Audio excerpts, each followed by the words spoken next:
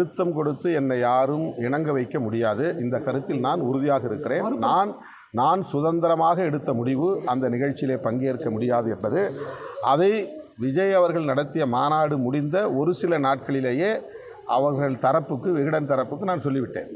அப்போல்லாம் யாரும் தலையிடவே இல்லை. என்கிட்ட நீங்கள் இதில் போகிறீங்களா, கலந்துக்க போகிறீங்களான்னு கேட்கறதுக்கான வாய்ப்பே இல்லாத சூழலில் நான் எடுத்த முடிவு. அது அவருக்கே இல்லை, அது அவரை நான் சந்திப்பேன், அடிக்கடி அவர் சென்னையில் சந்திக்க வேண்டியது. இந்த எல்லா நேரங்களையும் போய் முதலமைச்சரை சந்திக்க முடியாது. அப்போ சில விஷயங்களை நாங்கள் மூத்த அமைச்சர்கள் யார் சந்திக்கிற வாய்ப்பு கிடைக்குதோ அந்த அமைச்சர்கள்ட்ட நாங்கள் கருத்தை பகிர்ந்து கொள்வோம். அந்த மாதிரி நான் அவரை சந்திக்கிற ஒரு வாய்ப்பு அமைஞ்சது. அது அவரிடத்துல நான் அவரை சந்திச்சது சொன்னேன். அதனால் அவர் ஒரு வேளை அப்படி இருக்கலாங்கிற மாதிரி யூகம் பண்ணியிருக்கலாம். அது அவருடைய கருத்து. அவர் பணியிடை இடைநீக்கம் செய்யப்பட்டு இருக்கிற சூழலில் இது போன்ற மறுபடியும் கான்ட்ரவர்ஷியலான கருத்தை சொல்லுவது என்பதே தவறு. அப்படி சொல்லக்கூடாது. அவர் மறுபடியும் இந்த கட்சியில் தொடர்ந்து இயங்கணும் அப்படின்னு அவர் நினச்சிருந்தாருன்னா 6 மாதத்துக்கு அவர் அமைதியாக இருந்திருப்பார். ஆனால் மறுபடியும் அவர் முரண்பாடான கருத்துக்களை சொல்லுவது ஏதோ ஒரு செயல் திட்டம் அவருக்கு இருக்கிறது என்பதை நம்மால் உணர முடிகிறது. இடைநீக்கம் என்பது வெறும் கண்துடைப்பா? இல்லை, அப்படி கிடையாது. ஒரு ப்ரொசீஜர், ஒரு கட்சியில் ஒரு ப்ரொசீஜர். அப்புறம் எடுத்தெடுப்புல ஒருத்தரை தூக்கி எறிய முடியாதுல்ல. எப்போவுமே பின்பற்றக்கூடிய எங்கள் கட்சி, ஒவ்வொரு கட்சிக்கும் ஒவ்வொரு முறை இருக்குது, ஒவ்வொரு தலைவருக்கும் ஒரு அணுகுமுறை இருக்குது.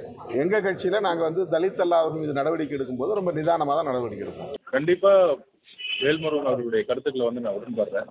இதற்காக தான் ஒரு குறைந்தபட்ச செயல் திட்டத்தை உருவாக்கி எதிர்காலத்தில் ஆட்சியிலையும் பங்கு, அதிகாரத்திலையும் பங்குங்க என்கின்ற ஒரு விஷயத்தை எல்லா தலைவரும், அதுவும் முக்கியமாக கொள்கை தலைவர்கள் எல்லாருமே ஒரு புதிய அரசியலை உருவாக்கணுங்கிறதா என்னுடைய குறிக்கோளாக இருந்துச்சு.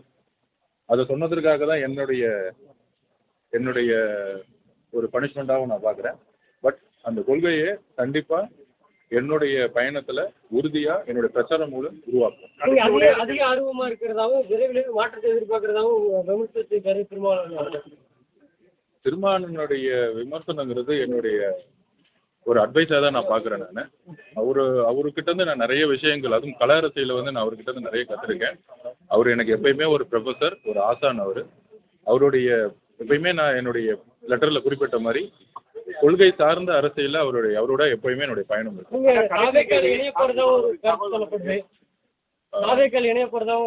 இல்ல, இன்றைக்கு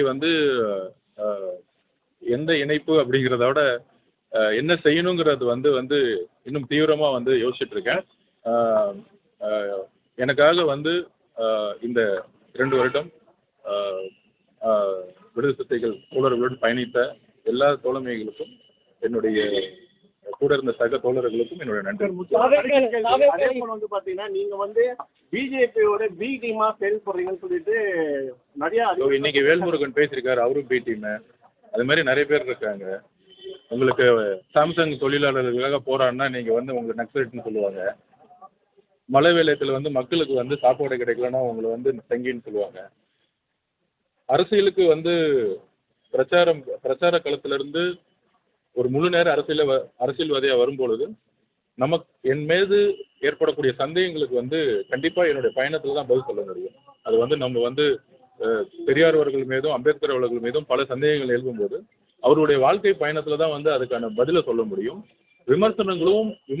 யார் விமர்சிக்கிறாங்களோ அவங்களுக்கு நம்ம பதில் சொல்றதோட நம்மளுடைய பயணத்தின் மூலயமா பெரியார் அவர்களுடைய கருத்துக்களையும், அம்பேத்கர் அவர்களுடைய கருத்துக்களையும், அண்ணாவுடைய தேர்தல் அரசியலையும் புதிய மாற்றங்களையும் கொண்டு வரதுக்கான ஒரு பயணத்தை உருவாக்கும் பொழுது மக்கள் அவருடைய நம்பிக்கை முழுவதுமாக கிடைக்கும் என்கிற நம்பிக்கை எனக்கு இருக்கு.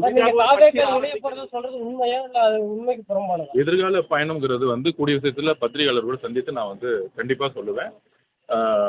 இதுதான் என்னுடைய